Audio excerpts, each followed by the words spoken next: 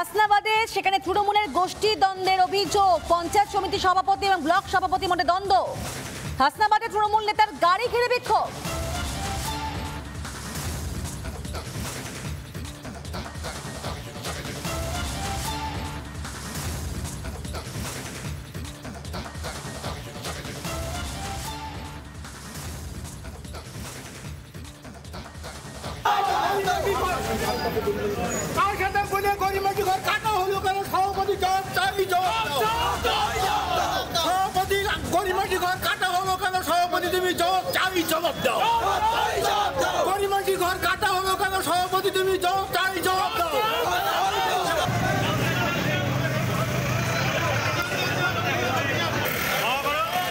হাসনাবাদে দেখতে পাচ্ছেন যে ছবি, তৃণমূল নেতার গাড়ি ঘিরে বিক্ষোভ, আমিরুল ইসলামের গাড়ি ভাঙচুরের অভিযোগ।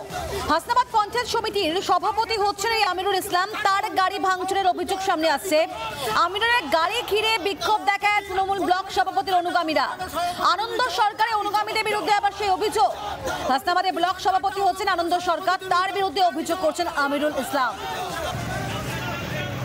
25 নম্বর বুথ আমাদের মালিকের বুথ, সেই ঘর কাটা নিয়ে বক্তব্যে ঘর কাটা নিয়ে ডাকলাম, ডেকে ঘর কাটা নিয়ে বলি না আমি করিনি, কিন্তু আমরা সব জায়গায় গিয়ে দেখলাম ওই আমিরুল সভাপতি আমাদের ঘরগুলি কেটে, তার জন্য আমরা আজকে